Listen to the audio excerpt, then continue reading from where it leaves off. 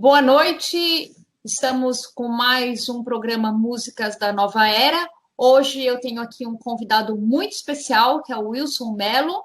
Eu vou conversar um pouquinho com ele. A gente se conheceu há pouco tempo, né, Wilson? Isso, um ano e pouco. Mas parece que faz muito tempo que a gente se conhece, né? Sim. Rolou uma conexão, aí a gente acabou se conhecendo o ano passado. Até eu falei para o Marcelo, falei, nossa, faz tempo que a gente conhece o Wilson, né? Foi em 2018. Ele falou, não, foi 2020, antes da pandemia, né?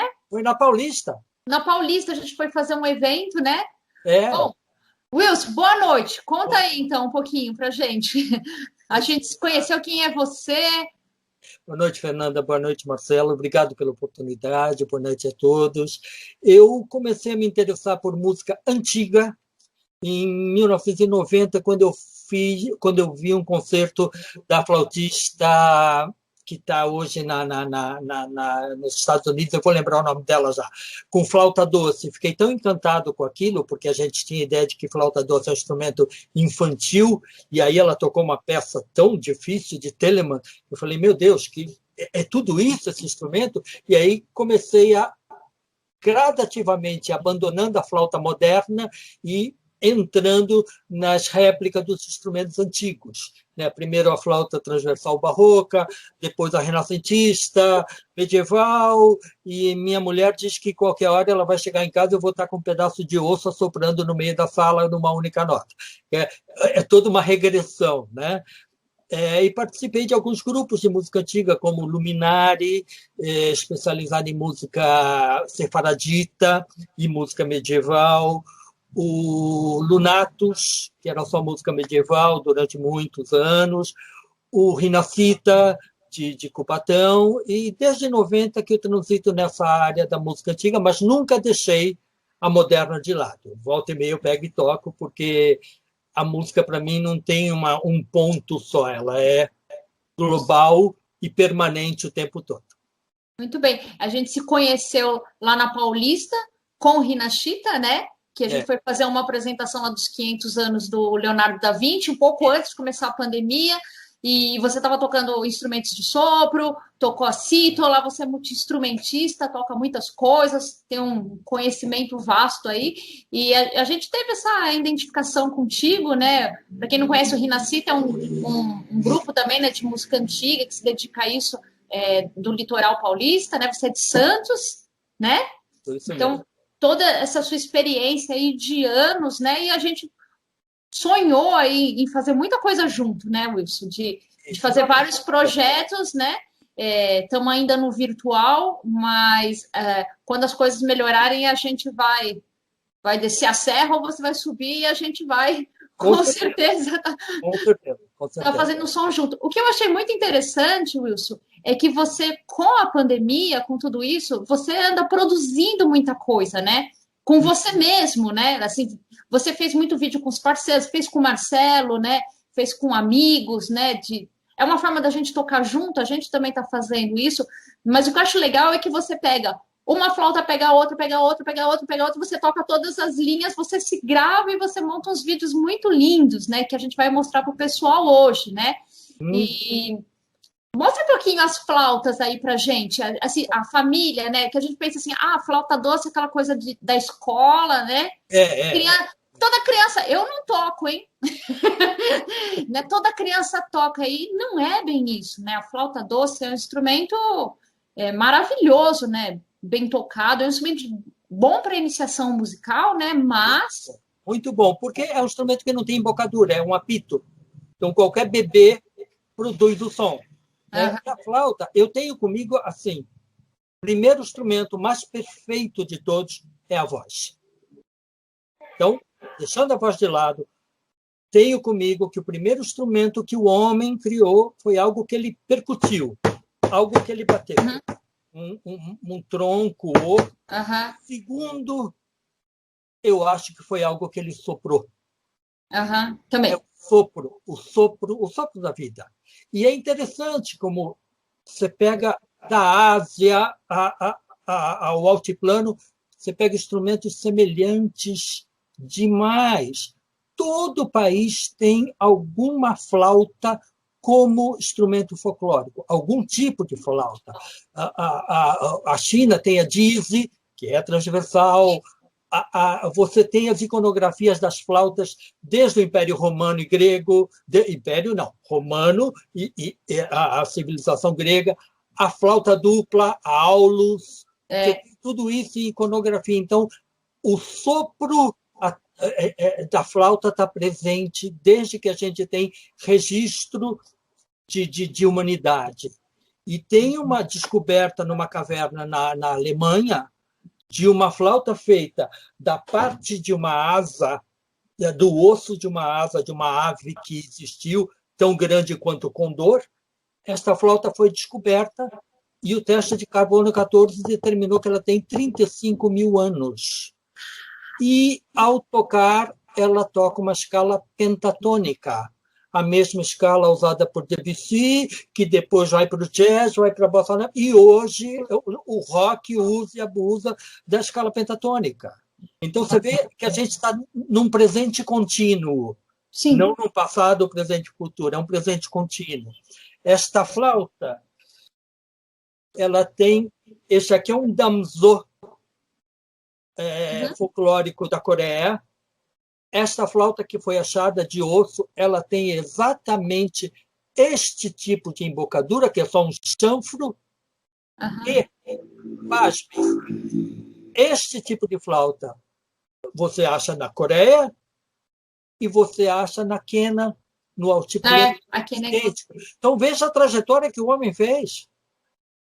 De sair da Europa muito interessante. Central, ir para a Ásia, ou vice-versa, vir para o altiplano. Através do instrumento, você identifica isso. Nossa, muito legal. Muito legal. Vamos ouvir, então, alguma? Vamos ouvir uma primeira música que você toca a família das flautas, aí a soprano, a contralto, a tenor e a baixo? Ok. Pode ser? Pode. Você tem a baixo? Você tem elas para mostrar aqui para gente? Tenho. Você quer que mostre agora ou vamos ouvir primeiro? Pode mostrar. Na realidade, existe desde a sopranino. Isso, que é pequenininha. E aguda. Tem até menor, que é a Garklein, né, que é bem um apitinho. Aí você vai para a soprano, né? E aí nós temos a contralto. Eu não tenho contralto renascentista, a minha contralto atual é barroca. Contralto. Aí você vai para tenor, que no meu caso também é uma tenor de plástico e amarra muito boa. A hora que der eu vou ter uma. E, por fim, abaixo. Não, por fim, não. Porque depois tem a contrabaixo, a subbaixo, a subcontrabaixo, que chega a ter 2,5 metros de altura. Sim, eu já vi uma ao vivo. Nossa, que legal. É como o tubo de um órgão. Né? E por quê? Porque no medieval, no Renascimento, as flautas, a extensão de notas era curta, era 1/8, então era necessário que fosse feito em forma de família para poder cobrir toda a extensão da peça a ser tocada, como a viola da gamba, que vai desde a soprano até abaixo, como o Krummhorn, como todos os instrumentos do Renascimento, eram em forma de família, a flauta doce também em forma de família. Ok, então vamos ouvir um pouquinho.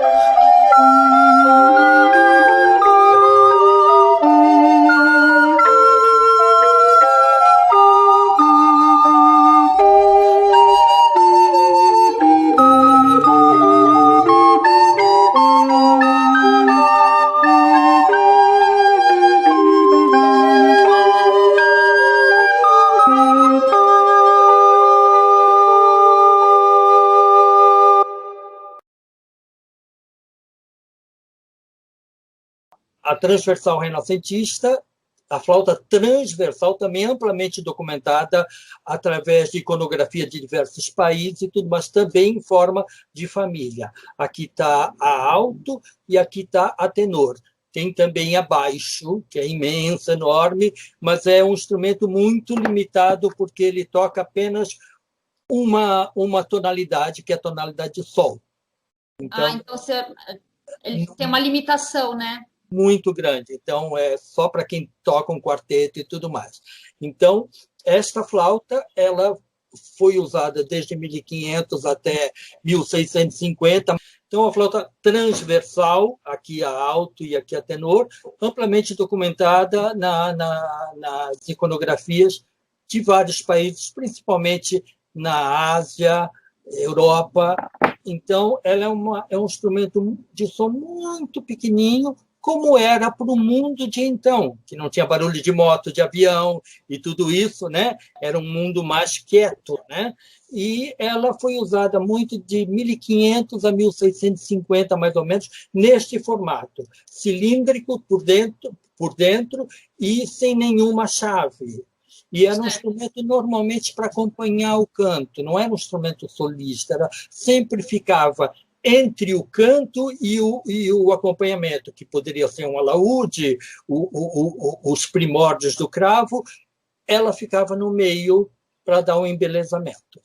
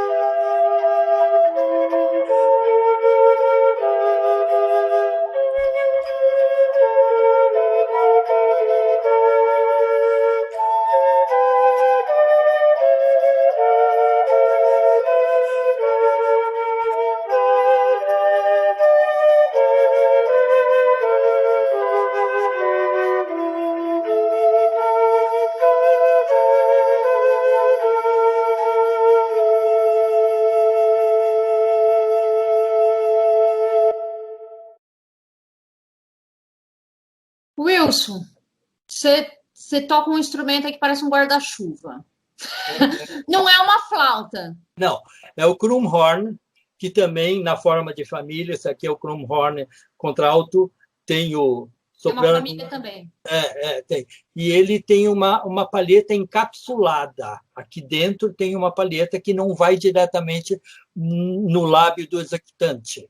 Certo. Então, a gente sopra por esta cápsula e o grande desafio desse instrumento é que você não pode oscilar a pressão do ar, senão você desafina ele completamente. Então, você tem que dar a mesma pressão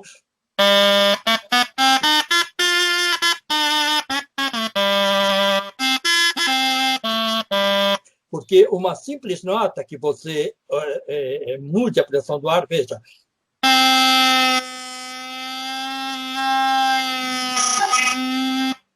Então, esse é o grande desafio, mas é um som muito inusitado, muito legal, e foi usado muito, pelo menos a gente tem registro, através do Pretórios, desse instrumento no Renascimento. E é muito difícil de tocar, assim, de manter o fôlego, né? De cansar. Aí é que tá. Ele é um instrumento que você cansa porque você não consegue renovar o ar. Não porque você fica sem ar. É que você gasta tão pouco ar que você cansa porque você fica com ar viciado no pulmão. Agora, é um instrumento extremamente limitado. Ele toca uma nona, como a gaita de fole. Toca uma nona. Tá? Por isso, então, na forma de família. E um determinado tom, né? Vou ter também, não vou conseguir tocar em várias tonalidades. De modo algum. Sempre aqueles tons. Dó, fá, ré, sol, acabou. Sabe que é interessante, você estava lembrando, né? Até uma mãe de uma aluna, né? Vê assim, a gente, esse universo de um monte de instrumentos, né? Ela falou assim, mas eu queria entender, precisa ter tanto instrumento, por que precisa trocar, ter tantos, né? E assim, isso eu falando de cordas, né? De violão, né? Que você vai buscando um som, depois vai buscando outro, seu ouvido vai aperfeiçoando, né? Então, os violonistas têm uma pesquisa assim, né? E as flautas, você acaba tendo que ter várias, né? Porque você vai acompanhar uma música, tá num tom, outra música tá no outro tom, então você precisa ter muitas flautas, né? Você precisa ter as famílias, né? Não é uma loucura assim, eu quero.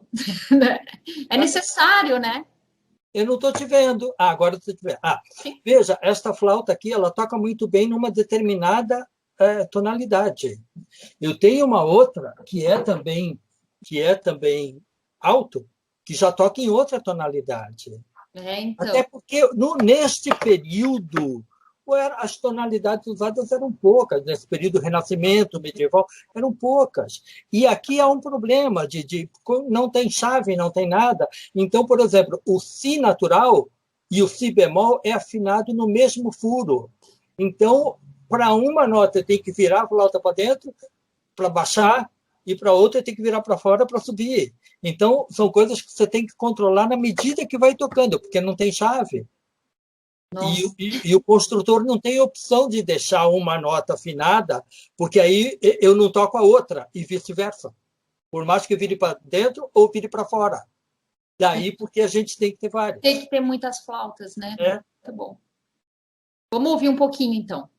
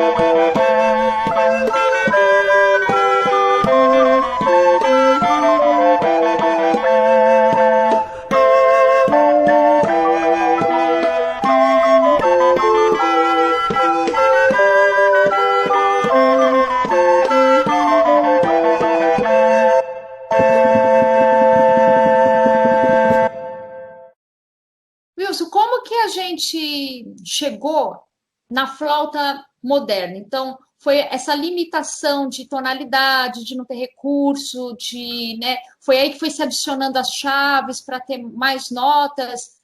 Conta, você sabe dizer como foi essa evolução para a gente? Em torno de 1650, a flauta transversal deixou de ser cilíndrica internamente para ser cônica. Presume-se que algum luthier francês efetuou essa mudança e, com isso, ele proporcionou o ajuste nas oitavas e também adicionou uma chave, o que tornou a flauta transversal, no caso desta aqui, agora vamos chamar, é a barroca, é réplica de uma barroca, tornou muito mais funcional, ela passou a poder ser usada em várias outras tonalidades. Durante 150 anos, ela foi desse jeito. Até que, para corrigir algumas notas em questão de afinação e de maior amplitude sonora, ela, da noite para o dia, ganhou umas 3 chaves. Aí ela passou a ter 4 chaves. E depois mais 2, 6, e depois mais 2, 8, e aí não parou de ganhar chave, até que em 1860, mais ou menos, um flautista alemão, Theobald Böhm, criou o sistema que a gente usa até hoje, que é o sistema Böhm, com essas chaves, e permite fazer o que a gente vê que fazem, né? E é essa a evolução da flauta. Então, desde 1860 e pouco, a flauta parou aqui. Não se muda mais. Mas ela está em constante aprimoramento, porque, como a maioria dos instrumentos de sopro, ela não é um instrumento como o piano, que você aperta uma tecla e está ali afinadíssimo. Não. Sim. Ainda tem carências de afinação que ainda se fazem pesquisa para que seja resolvido ou que seja melhor, mais funcional ainda. Nossa, e a embocadura muda totalmente, né? Assim, porque essa você tem que ter um jeito para tocar que a flauta doce não tem, né? A flauta doce, como eu falei antes, ela é um apito. Se você tirar... Né, qualquer bebê faz esse som. Já a flauta transversal, você tem que...